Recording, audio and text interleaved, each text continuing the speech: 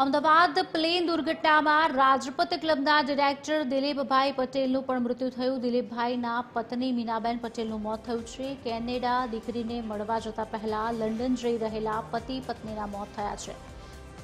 આપને જણાવી દઈએ સમાચાર. દિલીપભાઈના પત્ની મીનાબેન પટેલનું પણ મોત થયું છે. કેનેડા દીકરીને મળવા જતા સમયે આ ઘટના બનવા પામી. પ્લેન દુર્ઘટનામાં રાજપત ક્લબના ડિરેક્ટર દિલીપ પટેલનું પણ મૃત્યુ થયું છે. દિલીપભાઈના પત્ની મીનાબેન પટેલનું પણ મોત થયું છે. કેનેડા દીકરીને મળવા જતા પહેલા લંડન જતા હતા દિલીપ પટેલ, જ્યાં દુર્ઘટના ઘટી. પ્લેન દુર્ઘટનામાં રાજપત ક્લબના ડિરેક્ટરનું પણ મોત થયું છે.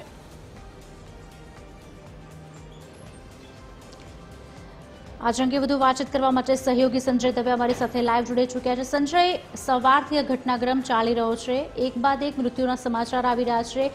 ખૂબ જ મોટી દુર્ઘટના કહી શકાય અને આ કદાચ ભૂલતા લાંબો સમય પણ લઈ લેશે, જેમાં પૂર્વ સીએમ પણ આપણે ગુમાયા છે. શું વધુ અપડેટ્સ મળી રહ્યા છે?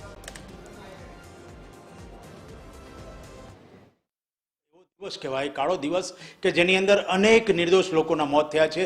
જે ગોઝારી દુર્ઘટના ઘટી છે, તમે સમજી શકો છો કે 30 સેકન્ડનો આખો ખેલ હતો, જ્યાંથી ટેક ઓફ થયું અને તરત જ પ્લેન ક્રેશ થાય છે. આ સમગ્ર ઘટનાની અંદર અનેક મોટા વ્યક્તિઓ, જેને કહી શકાય કે નિર્દોષ વ્યક્તિઓની સાથે, તમામ પેસેન્જરોની સાથે આમ પેસેન્જર બનીને જઈ રહેલા એવા દરેક વ્યક્તિઓ પણ મૃત્યુ પામે છે. જેની અંદર પૂર્વ મુખ્યમંત્રી વિજયભાઈ રૂપાણી હોય કે આ રાજપત ક્લબના ડિરેક્ટર દિલીપભાઈ હોય, એમના પત્ની મીનાબેન હોય, તો દરેકે દરેક વ્યક્તિ એવા પ્રકારે જે આજે મોતને ભેટ્યું છે. એવું કહી શકાય કે કદાચ આ લોકો બધા જ જન્મ્યા હતા અલગ અલગ રીતે, પણ કુદરતની ત્યાં જવા માટેની એક જ પ્લેન બધાએ પસંદ કરી અને એક જ પ્લેનની અંદર બધા એક સવારી કરીને જાણે કુદરત પાસે પહોંચ્યો હોય, આ પ્રકારનો આખો ઘટનાક્રમ બન્યો.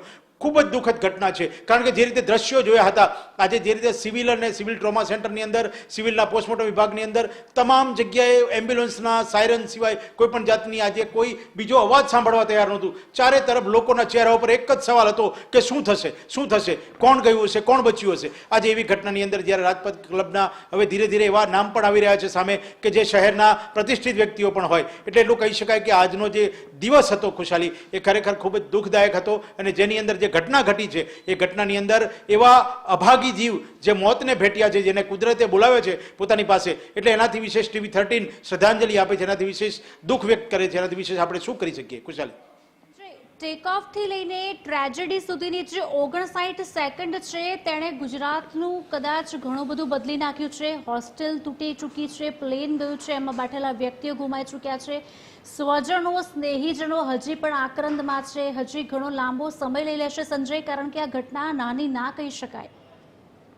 બિલકુલ ખુશાલી, તમે જે રીતે કહ્યું રીતે સ્વજનોનો આક્રંદ એટલા માટે અત્યારે રોકાઈ રહ્યો છે, આંખમાં આંસુ, કારણ કે જે દ્રશ્યો જોયા છે આપણે, કારણ કે જે રીતે લાશ અને ડેડ બોડીને અમે જોઈ છે, ડેડ બોડીની અંદર એક પણ વ્યક્તિની ઓળખ કરવી મુશ્કેલ હોય એવા પ્રકારનો આખો દ્રશ્ય અમે જોયા છે. અને તમામ ડેડ બોડીને જે રીતે જોઈ છે, ત્યારે એટલું કહી શકાય છે કે હવે એનો DNA ટેસ્ટ અને બ્લડ રિપોર્ટ પછી, એના સેમ્પલ પછી જ લોકોને પોતાના સ્વજનોની કદાચ ડેડ બોડી મળશે. કારણ કે અત્યારે તો આંસુ રોકાઈ રહ્યા છે. લોકો અત્યારે હોસ્પિટલની અંદર જે રીતે લિસ્ટની અંદર પોતાના સ્વજનોના નામ શોધી રહ્યા છે અને કદાચ નામનું વિગત જોવે છે, ત્યારે રડી પડે છે, પણ એને હજી પોતાની ડેડ બોડી, પોતાના સ્વજનની ડેડ બોડી નથી મળી. એટલે એટલું કહી શકાય કે તમે કહ્યું એ રીતે આ થોડીક જ સેકન્ડનો આખો ખેલ હતો, પણ કુદરતની સામે સૌ કોઈ લાચાર હોય છે, એ પ્રકારની આજે ઘટના જોવા મળી.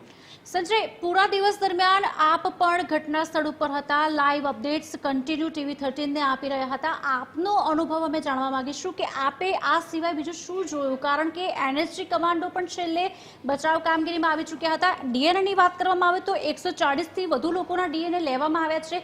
હજી પણ તેમણે 72 કલાકની રાહ જોવી પડશે રિપોર્ટ માટે. સંજય, બિલકુલ બિલકુલ બિલકુલ, જે રીતે કહીએ કે જે રીતે ઘટના ઘટી, અચાનક ઘટના ઘટતા તમામ લોકો અત્યારે જે રીતે તમે વાત કરી રીતે તમામ લોકો એક પછી એક સેવાકીય સંસ્થાઓ તો જોડાય, પણ સાથે આમ આદમી, જેને કહી શકાય કે આમ આદમી જ્યારે જેવી ઘટના ઘટી, પ્લેન ક્રેશ થયું, ત્યારે ત્યાં હાજર તમામ લોકોએ પોતપોતાની રીતે પોતપોતાનો એક જેને કહેવાય કે કોલ લઈને પોતાની જવાબદારી નિભાવવાની માટે શરૂઆત કરી દીધી હતી. એ રીતે એટલું કહી શકાય કે ધીરે ધીરે સિવિલની અંદર પણ RSSના સ્વયંસેવકો હોય કે જે રીતે પોલીસ સ્ટાફ હોય કે કોઈ પણ સ્વયંસેવક સંસ્થા હોય, એ તમામ પોતાના કાર્યોને લઈને પાણીનું વિતરણ કરવું, કોઈને ચાનું વિતરણ કરવું, બિસ્કિટનું વિતરણ કરવું, તમામ એકબીજાને દુઃખમાં સહભાગી થવાનો પ્રયત્ન કરી રહ્યા હતા. જી ચોક્કસ સંજય, આજુબાજુનો રહેવાસી વિસ્તાર હતો અને જે બિલ્ડિંગ પર પડ્યા અતુલ્ય 1, 2, 3, 4 ટોટલ બિલ્ડિંગ હતી, તેમાં 50 થી 60 રેસિડેન્ટ્સ ટેન્ટેટિવ છે. હજી સત્તાવાર આંકડો નથી, કદાચ તેનાથી વધારે પણ હોઈ શકે છે.